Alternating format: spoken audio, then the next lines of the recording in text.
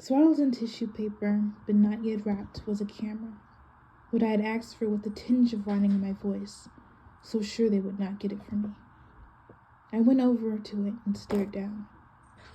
It was an Instamatic, and laying beside it were 3 cartridges of film and a box of 4 square flash bulbs. It was my first machine, my starter kit to becoming what I wanted to be, a wildlife photographer. I looked around. No one.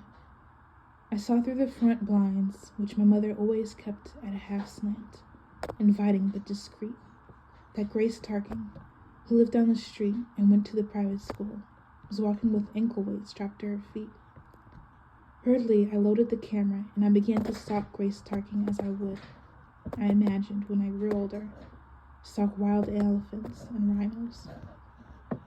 Here I hid behind blinds and windows. There would be high reeds. I was quiet, what I thought of as stealthy, gathering the long hem of my flannel nightgown up in my free hand. I traced her movements past our living room, front hall, into the den on the other side. As I watched her receding form, I had a brainstorm. I would run into the backyard, where I could see her with no barriers. So I ran on tiptoe into the back of the house, only to find the door to the porch wide open. When I saw my mother, I forgot all about Grace Tarkin. I wish I could explain it better than this, but I'd never seen her sitting so still, so not there somehow. Outside the screened-in porch, she was sitting on an aluminum fold-out chair that was facing the backyard. In her hand, she held a saucer, and in the saucer was her customary cup of coffee. That morning, there were no lipstick marks, because there was no lipstick until she put it on for him. Who? I had never thought to ask the question. My father? Us? Holiday was sitting near the bird bath, panting happily, but he did not notice me. He was watching my mother. She had a stare that stretched to infinity. She was in that moment not my mother, but something separate from me.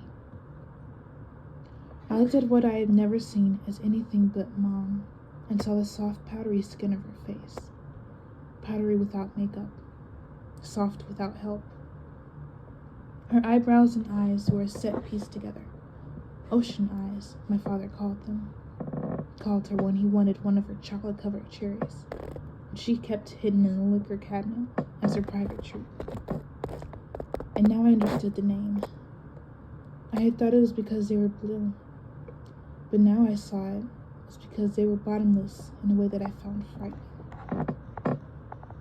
I had an instinct then, not a developed thought, and it was that before Holiday saw and smelled me, before the dewy mist hovered over the grass and evaporated, and the mother inside her woke, as it did every morning, I should take a photograph with my new camera.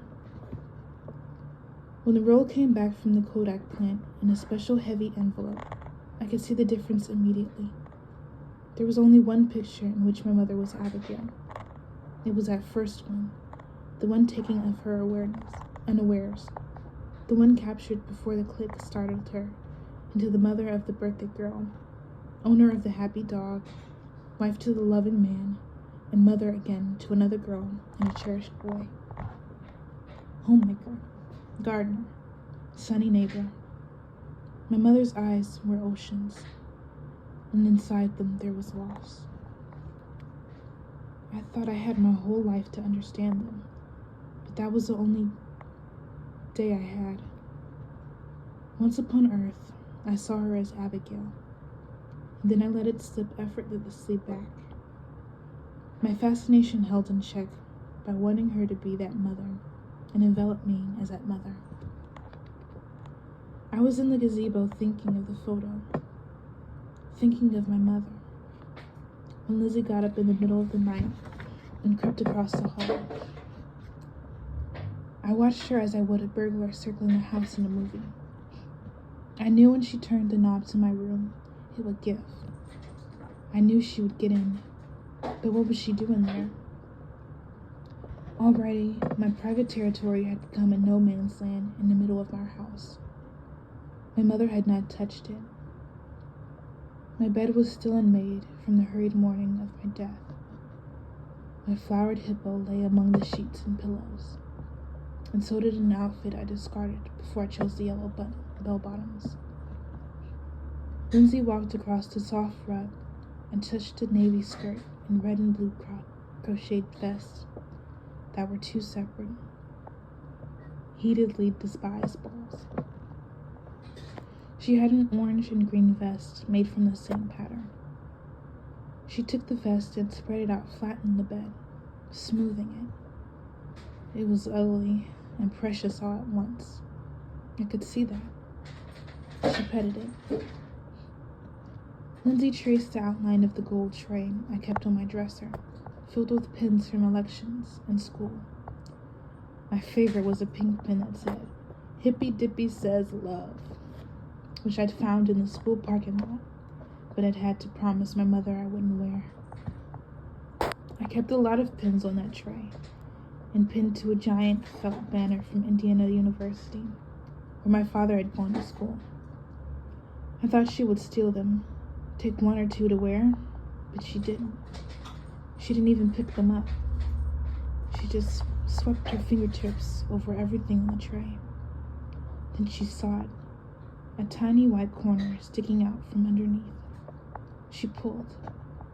It was a picture. A deep breath rushed out of her, and she sat down on the floor, her mouth still open and her hand still holding the picture. The tethers were rushing and whipped around her, like a canvas tent came loose from the stakes. She too, like me, under the morning of that photograph, had never seen the mother stranger. She had seen the photos right after, my mother looking tired but smiling, my mother in holiday standing in front of the dogwood tree as the sun shot through her robe and gown.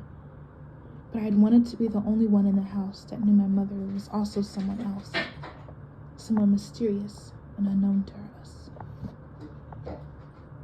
The first time I broke through, it was an accident. It was December 23rd, 1973. Buckley was sleeping. My mother had taken Lindsay to the dentist. That week, they had agreed that each day, as a family, they would spend time trying to move forward.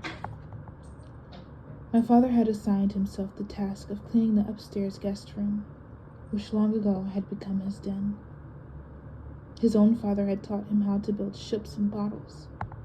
There was something my mother, sister, and brother couldn't care less about.